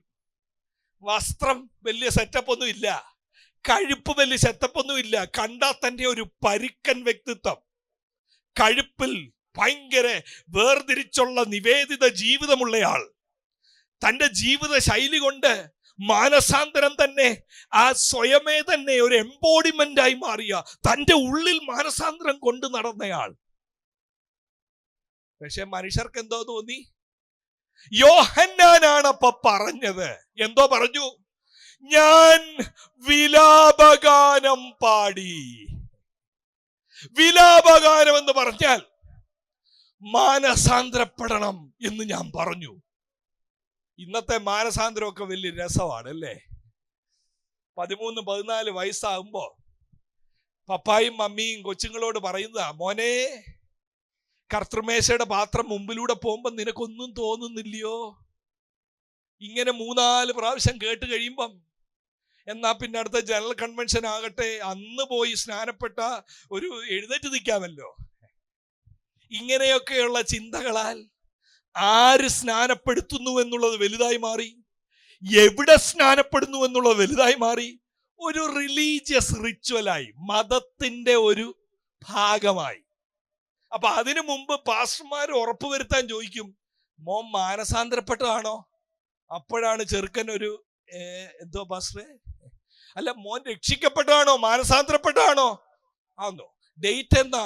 ഡേറ്റ് ഓർക്കുന്നില്ല. എന്നാ ഒരു പ്രാവശ്യം കൂടെ പറഞ്ഞു, ഇന്ന് മുതൽ ഒരു തത്തമ്മയെ പോലെ പറയിപ്പിക്കും. എന്നാൽ ഒരു കാലയളവിൽ നമ്മുടെ ഇടയിൽ മാനസാന്തരം ഉണ്ടായിരുന്നു. എന്തോ മാനസാന്തരമാ? ദൂത് കേട്ടോണ്ടിരിക്കുമ്പോ സ്വന്തം വീട്ടിലെ ഒരാൾ മരണപ്പെട്ടതുപോലെയുള്ള വേദന ഉള്ളിൽ വന്ന് ഒരു സ്ക്രീനിൽ കാണുന്നത് പോലെ ചെയ്ത പാപങ്ങളെല്ലാം കണ്ട് നെടുവീർപ്പോടെ കണ്ണുനീരോടെ ഇരുന്ന കസാരയുടെ കീഴിൽ തന്നെ സിഗരറ്റ് പാക്കറ്റ് ഇട്ടിട്ട് ചവിട്ടിപ്പോയ മാനസാന്തരങ്ങൾ എത്ര കൺവെൻഷനുകളിൽ ഉണ്ടായിരുന്നു ഈ കേരളത്തിൽ. മാനസാന്തരപ്പെടാൻ ആളുണ്ടോ എന്ന് ചോദിക്കുമ്പോ ഏങ്ങലടിച്ച് കരയുന്നത് കാണാൻ ഇന്ന് കണ്ണിൽ മഷിയിട്ട് നോക്കിയാ കാണാമോ? മാനസാന്തരം ഉണ്ടോ? കൈപൊക്കി, ഞാൻ സ്നാനപ്പെട്ടു. ഇനി വിവാഹ സമയത്തും ചോദിച്ചാൽ മതി, ആലോചന വരുമ്പം മോൻ മാനസാന്തരപ്പെട്ടതാണോ?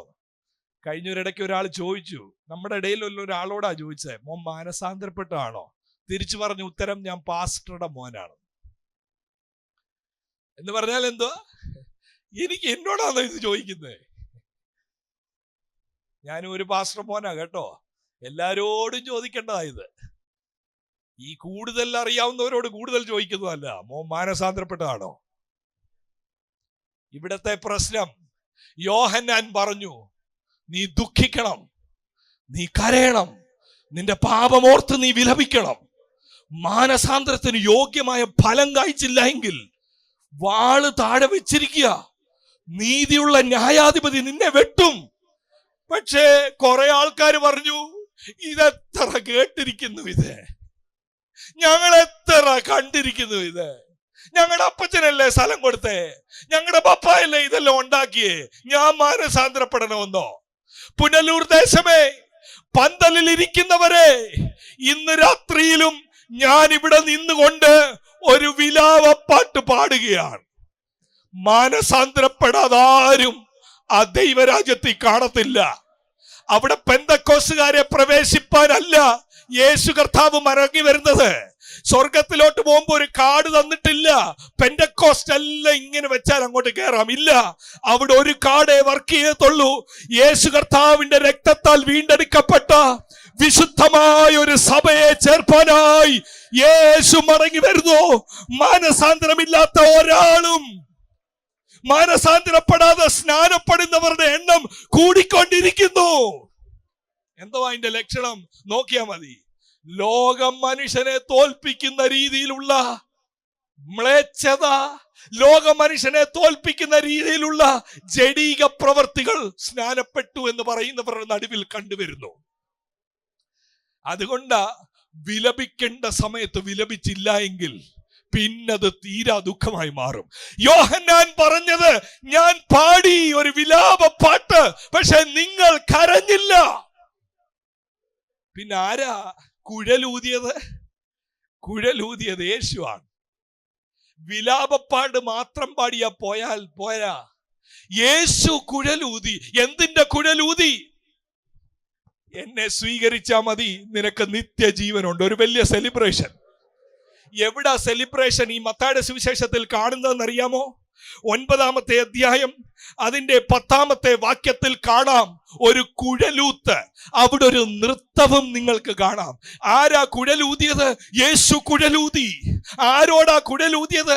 ആരുടെ വീട്ടിൽ ചെന്നാ കുഴലൂതിയത്? ഈ സുവിശേഷം എഴുതുന്ന മത്തായി, കവർന്നോംകാരൻ. ഒരുപക്ഷെ കവർന്നോമിൽ നിന്ന് ഏറ്റവും വെറുക്കപ്പെട്ട മത്തായി, ചുങ്കക്കാരനായ മത്തായി, 10-ാമത്തെ വാക്യത്തിൽ അവൻ വീട്ടിൽ ഭക്ഷണത്തിനിരിക്കുമ്പോ വളരെ ആര് വന്നവിടെ? ഈ കുഴലൂത്ത് കേട്ട് നൃത്തം ചെയ്യാൻ അവിടെ ആര് വന്നു?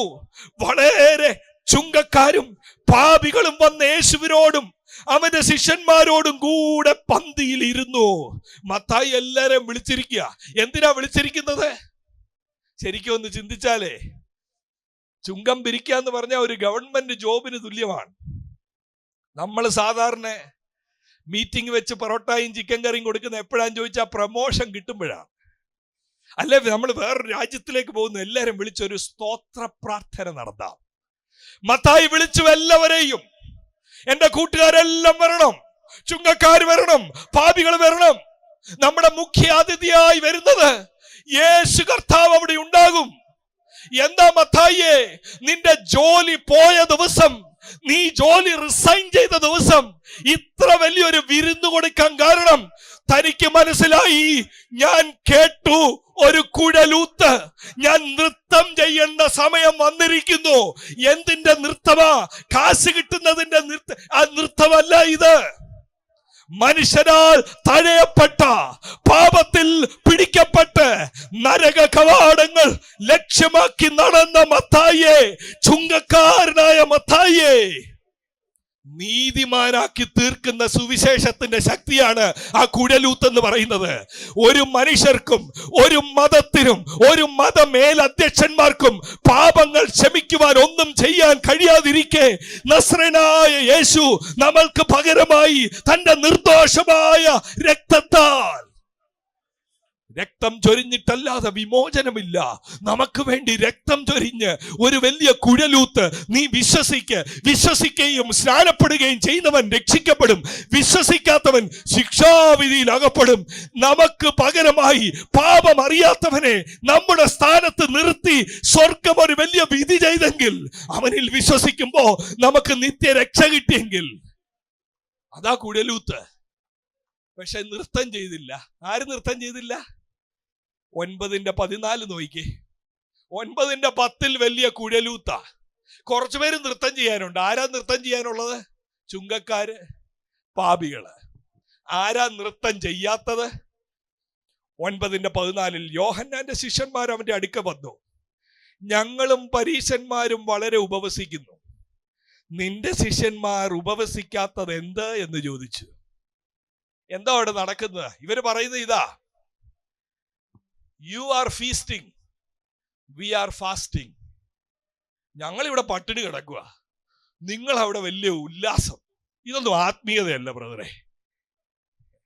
ഇന്നുകൊണ്ട് കേട്ടോ, ദൈവം വെക്കാത്ത കുറച്ച് ഭാരങ്ങൾ മറ്റുള്ളവരുടെ മേട്ടിൽ ചുമന്നുകൊണ്ടുവച്ച്, ദൈവം വെച്ചിട്ടില്ല, പരമ്പരാഗതമായി വെച്ച് കെട്ടുന്ന കുറെ ഭാരങ്ങൾ മറ്റുള്ളവരുടെ മേളിലോട്ട് വലിച്ചു കെട്ടി വെച്ചിട്ട് മാറി നിന്ന് ചിരിക്കും. നീ അല്ല ഭക്തൻ, ഞാനാ ഭക്തൻ. ഒരു കാര്യം മനസ്സിലാക്കണമേ, ഇന്നിവിടെ വന്നിരിക്കുന്ന നമുക്കെല്ലാവർക്കും പുകഴുവാൻ നമ്മുടെ സൽപ്രവൃത്തി അല്ല കാരണം. നമ്മുടെ പിതാവോ നമ്മുടെ വല്യപ്പച്ചനോ നമ്മൾ എത്ര രൂപ കൊടുത്തു എന്നുള്ളതോ ഒന്നും അതിന്റെ അടിസ്ഥാനത്തിലല്ല രക്ഷ നമ്മളെ തേടി വന്നത്. നമ്മളെല്ലാവരും തുല്യരാന്ന ക്രൂശിന്റെ ചുവട്ടിൽ. പാപി എന്നുള്ള അഡ്രസ് അല്ലാതെ നമുക്ക് വേറൊരു അഡ്രസ് ഇല്ല.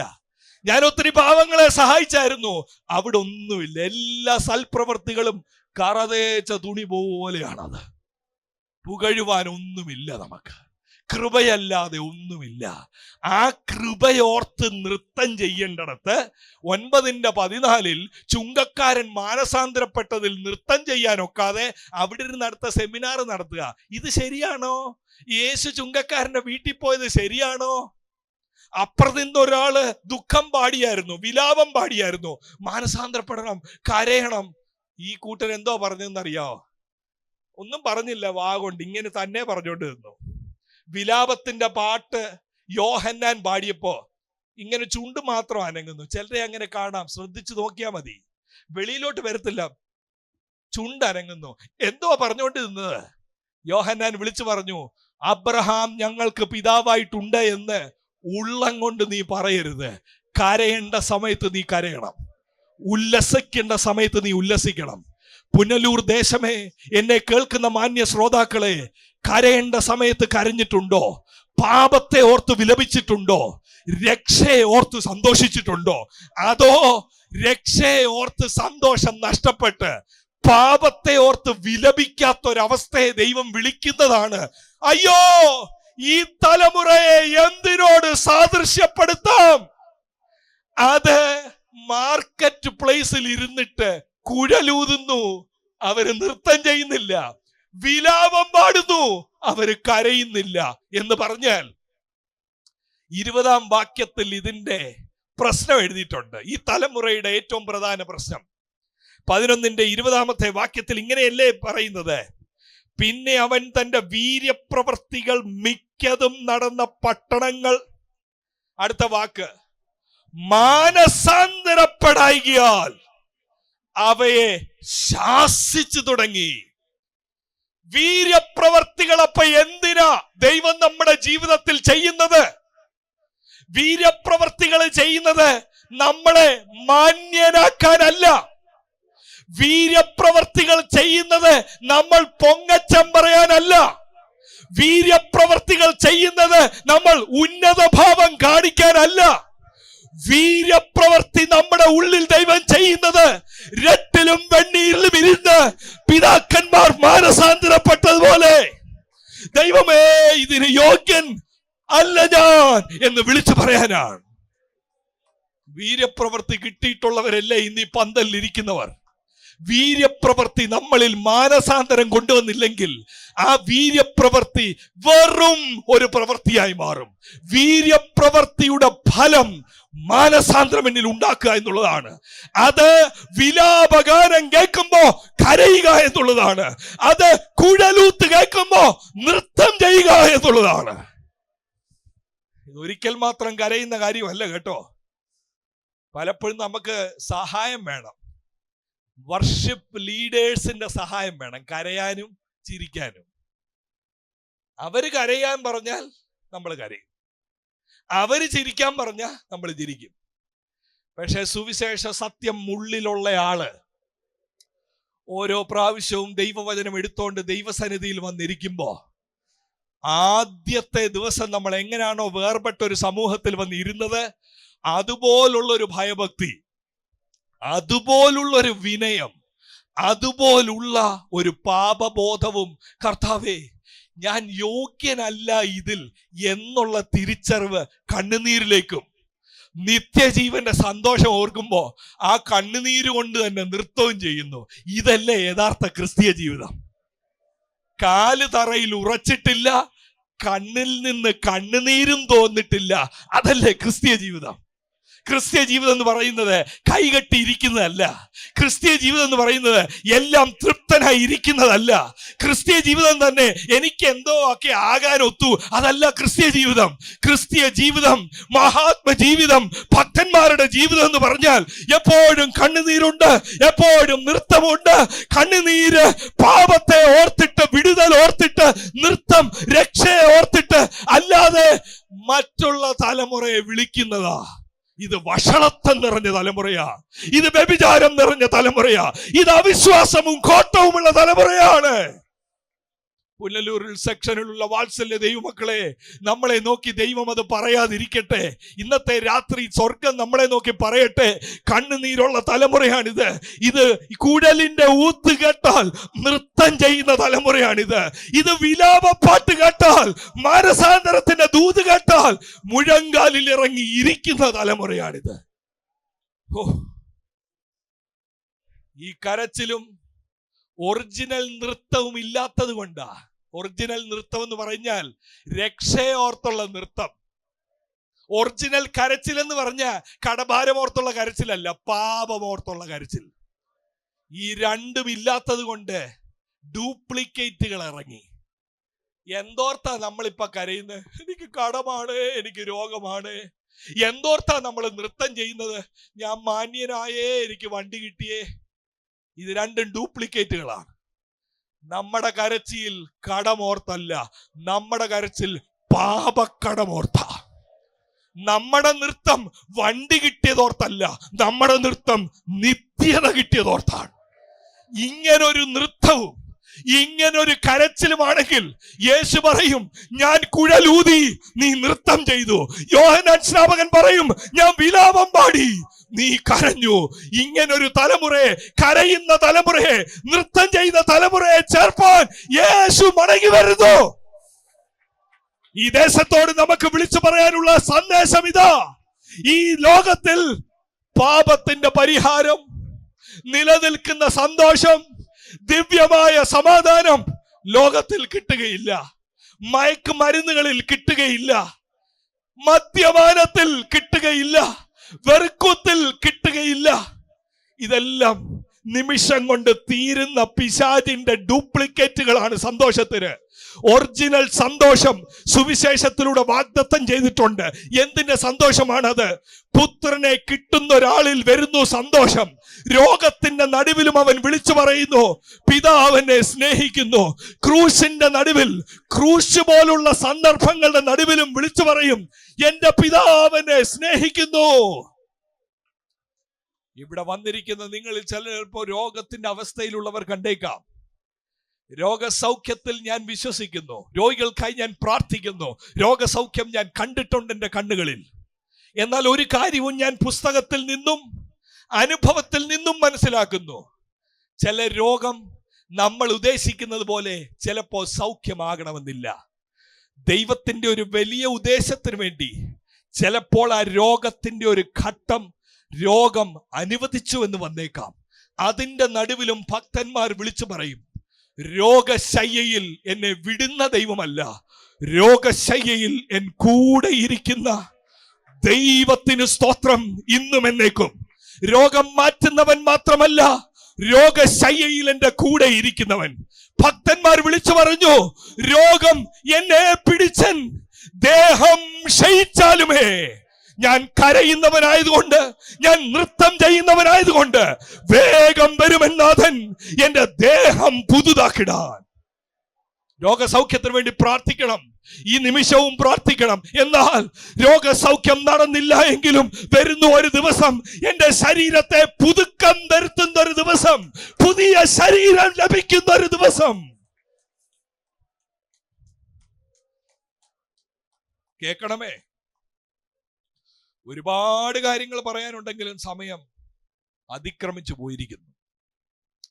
2-3 കാര്യങ്ങളൂടെ പറഞ്ഞ് നമ്മൾ നമ്മുടെ പ്രത്യാശ ഉണർത്തുന്ന കർത്താവ് തൻ ഗംഭീരനാദത്തോടും പ്രധാന ദൂതന്റെ ശബ്ദത്തോടും എന്നുള്ള പാട്ട് പാടി നമ്മൾ ദൈവത്തെ പ്രത്യാശയോടൊന്ന് സ്തുതിച്ച് ആരാധിച്ചിട്ട് മടങ്ങിപ്പോവാനാണ് താല്പര്യപ്പെടുന്നത്.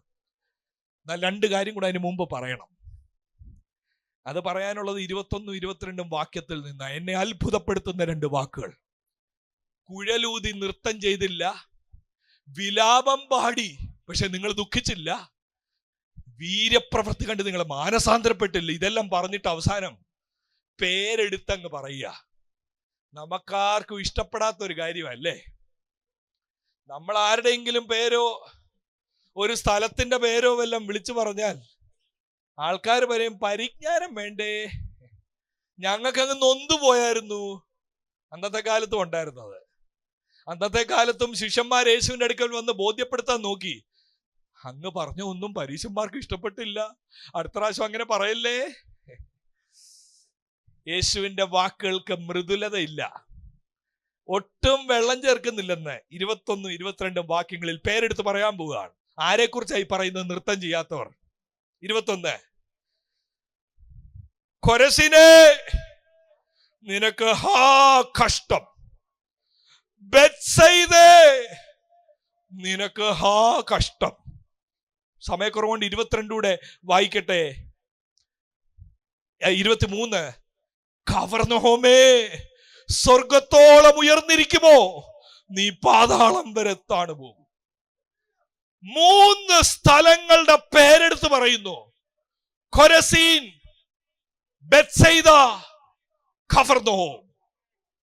ഇത് സാധാരണ പട്ടണങ്ങളാണോ? അല്ല. ഇതിൽ കൊരസീനെ കുറിച്ച് മാത്രമേ ഉള്ളൂ നമുക്ക് വലിയ അറിവില്ലാത്തത്. ഇത്രയുമേ അറിവുള്ളൂ. കഫർനഹൂമിൽ നിന്ന് 2.5 മൈൽ അകലെയുള്ള സ്ഥലമാണ്. യേശു കൂടെ വിസിറ്റ് ചെയ്തിട്ടുള്ളതാണ്. പക്ഷെ സുവിശേഷങ്ങളിൽ അധികം കൊരസീനെ കുറിച്ച് പറയുന്നില്ല. ബെത്സയിദയെ കുറിച്ച് പറയുന്നു. ബെത്സയിദയിൽ നടന്നൊരു വലിയ അത്ഭുതമുണ്ട്. ഏതാണെന്നറിയാമോ? 5 അപ്പം കൊണ്ട് 5000 പേരെ പോഷിപ്പിച്ചത് എവിടാ നടന്നതെന്നറിയാമോ? യെരുശലേമിലല്ല, ബെഥനിയിലുമല്ല, ഗലീലയിലുമല്ല. ഗലീലയിലെ ഒരു ചെറിയ സ്ഥലം ബെത്സയിദ എന്ന് ലൂക്കോസിന്റെ സുവിശേഷം 9-ാം അധ്യായം 10-ാമത്തെ വാക്യത്തിൽ എഴുതിയിരിക്കുന്നു. ബെത്സയിദയിൽ അല്ല. എന്തുകൊണ്ടാ യേശു ഫിലിപ്പോസിനോട് ചോദിച്ചത്? ഫിലിപ്പോസേ, ഇവർക്ക് എവിടുന്ന് നമ്മൾ ഫുഡ് കൊടുക്കും?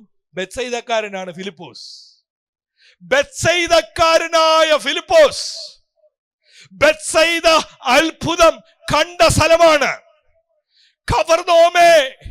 എന്തുവാ ഞാൻ എന്റെ വാക്ക് കേട്ടുന്നില്ല കേട്ടോ. 23 കവർന്നോമേ, സ്വർഗത്തോളം നീ ഉയർന്നിരിക്കുമോ. എന്താ കവർന്നോം? ഒരു ചെറിയ സ്ഥലമാ. എന്തുകൊണ്ടാ പറയുന്നത് നീ സ്വർഗത്തോളം ഉയർന്നിരിക്കുമോ? അത്രയൊന്നും ഒന്നും പത്രാസ് അവർക്ക് പറയാനില്ലല്ലോ. വാസ്തവത്തിൽ അതിനെ പറയുന്നത് ബാബിലോണിനെ കുറിച്ചുള്ള വാക്കാണത്. സ്വർഗത്തെ പോലെ നീ ഉയർന്നിരിക്കുമോ, നീ പാതാളം വരെ താഴുമെന്നൊക്കെ പറയുന്നത് ബാബിലോണിനെ കുറിച്ച് യെശയ്യാപ്രവാചകൻ പറഞ്ഞ വാക്കിട്ട് ഈ പാവങ്ങളോട് പറയാണ്, കവർന്നോമേ, സ്വർഗത്തോളം നീ ഉയർന്നിരിക്കുമോ. കേൾക്കുന്ന കവർന്നോംകാര് തന്നെ പറയും, ഞങ്ങൾ സാധാരണക്കാരാതെ. എന്താ ഈ പറയുന്നത്? നീ സ്വർഗത്തോളം ഉയർന്നിരിക്കുമോ എന്ന് ചോദിച്ചാൽ യേശുവിന്റെ ഹെഡ് ക്വാർട്ടേഴ്സ് എവിടാ സ്ഥിതി ചെയ്തതെന്നറിയാമോ? കഫർന്നഹൂമിൽ. യേശുവിന്റെ ശുശ്രൂഷയുടെ ഹെഡ് ക്വാർട്ടേഴ്സ് ഇരുന്നത് കഫർന്നഹൂമിലാണ്. അതിനെക്കുറിച്ച് എങ്ങനെ അറിയാം? ദാ വായിച്ചോ, 4-ാം അധ്യായം 13-ാമത്തെ വാക്യം മത്തായിയുടെ സുവിശേഷത്തിൽ. നസറേത്ത് വിട്ട് സെബലൂന്റെയും നഫ്താലിയുടെയും അതിരുകളിൽ കടൽക്കരയുള്ള കഫർന്നഹൂമിൽ ചെന്ന് പാർത്തു. അവിടെ യേശു താമസിക്കുന്നത്. മറ്റെല്ലായിടും യേശു സഞ്ചരിച്ചു ദൂത് പറഞ്ഞു. എവിടാ സാറേ താമസിക്കുന്നത്? സാറിന്റെ വീട് എവിടാ? കഫർന്നഹൂം. മർക്കോസിന്റെ സുവിശേഷം 2:1 ചില ദിവസം കഴിഞ്ഞ ശേഷം അവൻ പിന്നെയും കഫർന്നഹൂമിൽ ചെന്നു.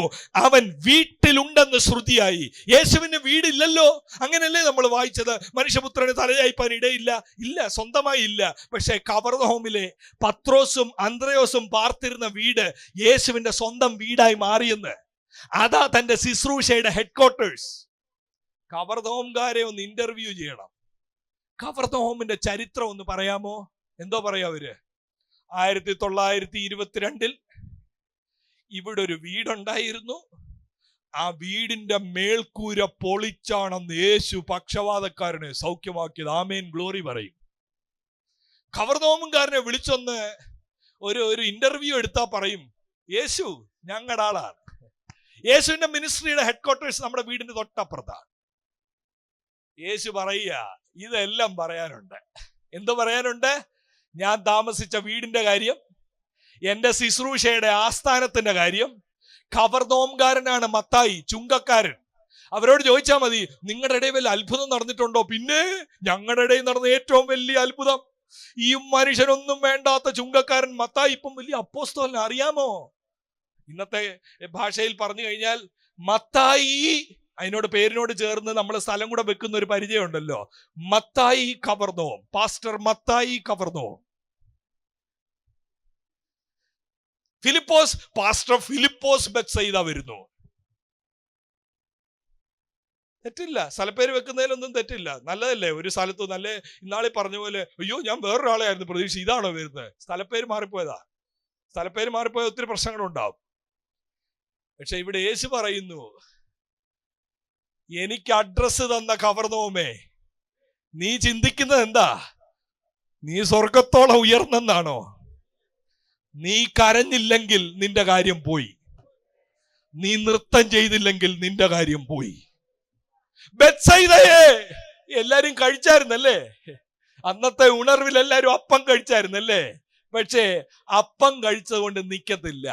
അപ്പം കഴിക്കുന്നതോടൊപ്പം ജീവന്റെ അപ്പവും ഭക്ഷിക്കണം. നിത്യജീവന്റെ മൊഴികൾ. പലപ്പോഴും നിങ്ങൾ ശ്രദ്ധിച്ചിട്ടുണ്ടോ? നമ്മുടെ പല യോഗങ്ങളിൽ ആൾക്കാരിന്ന് ഉറങ്ങുന്ന കണ്ടിട്ടുണ്ടോ? പാട്ടങ്ങോട്ട് തുടങ്ങട്ടെ, ചാട്ടം തുടങ്ങും. പ്രസംഗം അങ്ങോട്ട് തുടങ്ങട്ടെ. നാളെ കേട്ടിട്ടുണ്ടല്ലോ, ഒരു അയൽവക്കക്കാരൻ കംപ്ലൈന്റ് ചെയ്തപ്പം പോലീസുകാരും മറ്റും വന്ന് നോക്കിയപ്പോ തണ്ടി അകത്ത ആൾക്കാരിന്ന് ഉറങ്ങുന്നു. പിന്നാണോ അപ്പുറത്തുള്ളവർക്ക് ഉറങ്ങാനൊക്കാത്തത്? പറ്റിപ്പോയത് എന്താണെന്നറിയോ? പറ്റിപ്പോയത് ഒരു കഥ കേൾക്കുന്ന പോലാണ് വചന ശുശ്രൂഷയിൽ പലരും വന്നിരിക്കുന്നത്. ഒരു കാര്യം ഞാൻ വിളിച്ചു പറയട്ടെ, കൊരസീനെ, ബെത്സയിദയെ, കഫർന്നഹൂമേ, ഈ 3 പട്ടണത്തെ യേശു പറയുന്നത് എന്താണെന്നറിയോ? സോറ്, സീദോൻ, സോദോം.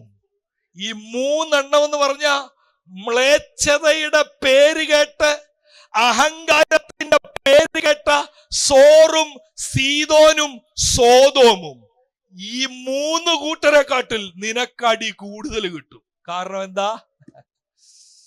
സോദോമിനും സോറിനും സീദോനും ഇല്ലാത്ത അടി എങ്ങനെ കഫർന്നഹൂമിന് കിട്ടും?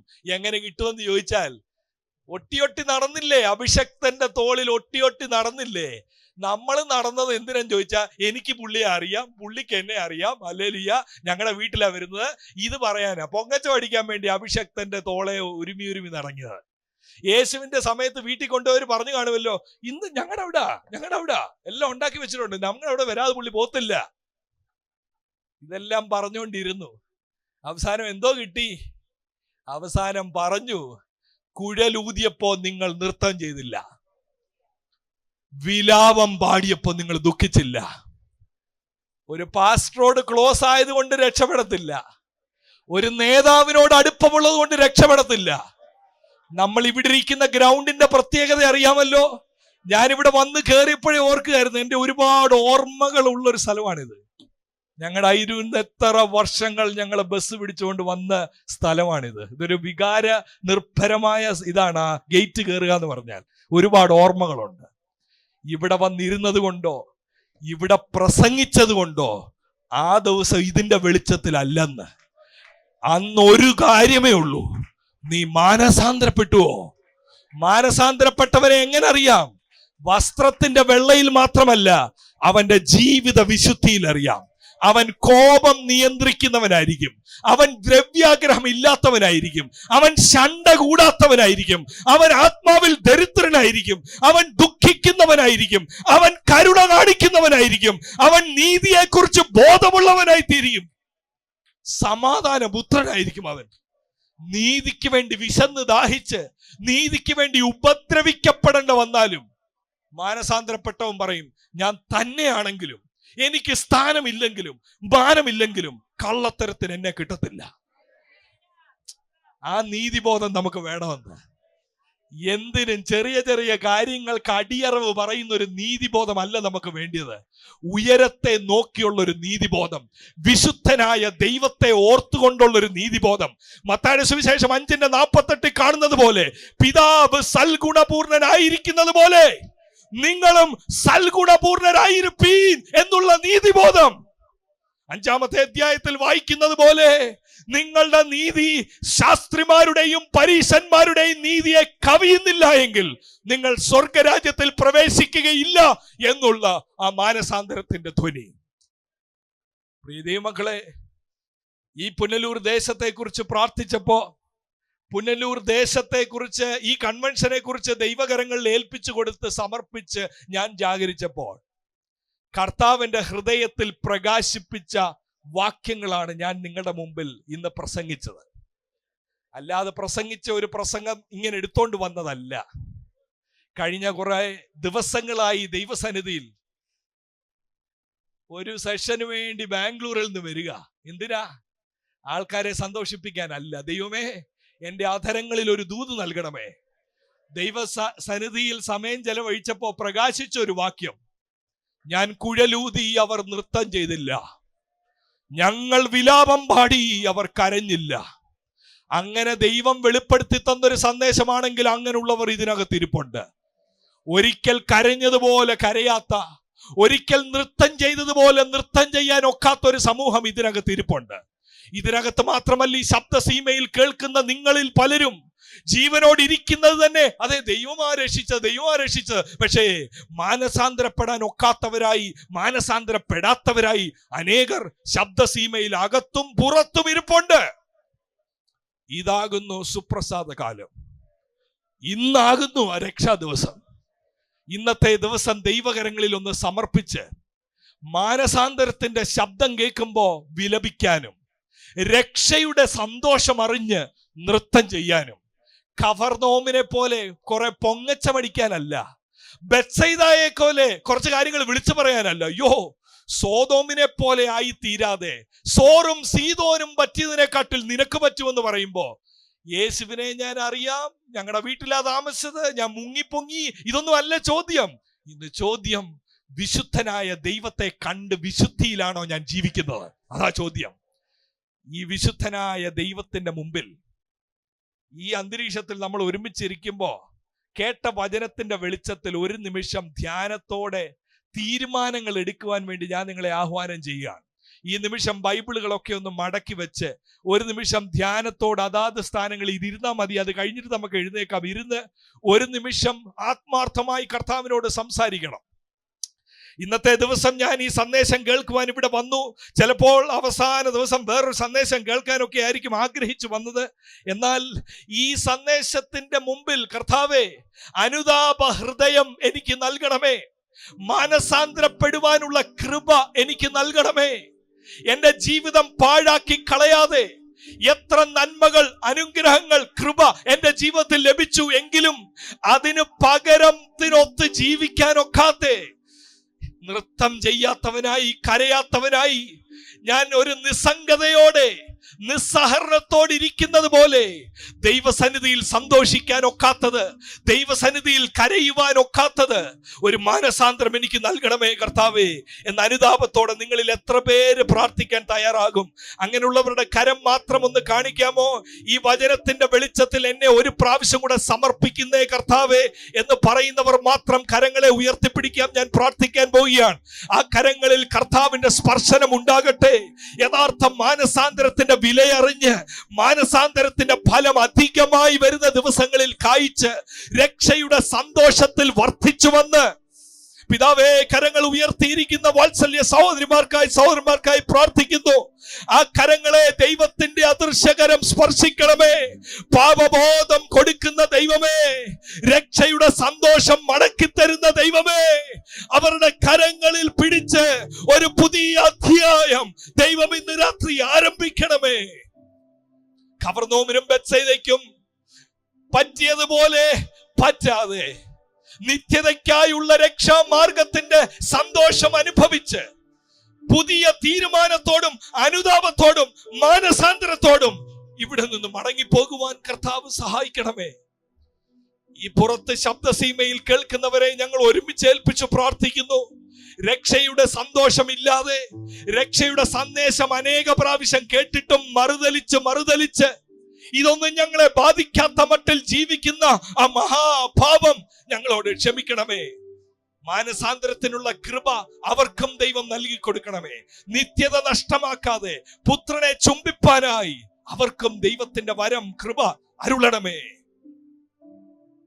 ഒരു പ്രാവശ്യം എല്ലാവർക്കും കൂടെ ദൈവസന്നിധിയിൽ എഴുന്നേറ്റ് നിന്ന് കരങ്ങളെ അടിച്ച് നമുക്ക് ഈ പ്രത്യാശയുടെ ഗാനം ഇപ്പൊ പാടാൻ പോവുകയാണ്. വാസ്തവത്തിൽ വിലപിച്ച് ദുഃഖിച്ച് ജീവിക്കുന്നവർക്ക്, ഇങ്ങനെയല്ലേ യേശു പറയുന്നത്, ദുഃഖിക്കുന്നവർ ഭാഗ്യവാന്മാർ, അവർക്ക് ആശ്വാസം ഉണ്ടാകും. എന്തിന്റെ ആശ്വാസമാ? കർത്താവ് താൻ ഗംഭീരനാദത്തോടെ വരുന്നു എന്നുള്ളതിന്റെ ആശ്വാസം. ഇഹലോകത്തിൽ ദുഃഖത്തിന്റെയും നിന്ദയുടെയും കഷ്ടതയുടെയും കണ്ണുനീരിന്റെയും ഒക്കെ അനുഭവം ഉണ്ടെങ്കിലും വരുന്നു, പ്രാണപ്രിയൻ മടങ്ങി വരുന്ന മധ്യാകാശത്തിങ്കൽ മണിപ്പന്തൽ വിരിക്കുന്ന ദിവസം അതിവേഗം വരുന്നു. ആ പ്രത്യാശയുടെ ഗാനം നമ്മൾ ചേർന്ന് പാടുമ്പോ ദുഃഖം നമുക്ക് മറക്കാം, നിരാശകൾ മറക്കാം, ഉത്സാഹമില്ലായ്മ മറക്കാം. പ്രത്യാശയോടെ കരങ്ങൾ ചേർത്തടിച്ചുകൊണ്ട് ഈ ഗാനത്തിന്റെ വരികൾ നമുക്ക് ചേർന്ന് പാടാം. കർത്താവ് തൻ ഗംഭീരനാദത്തോടും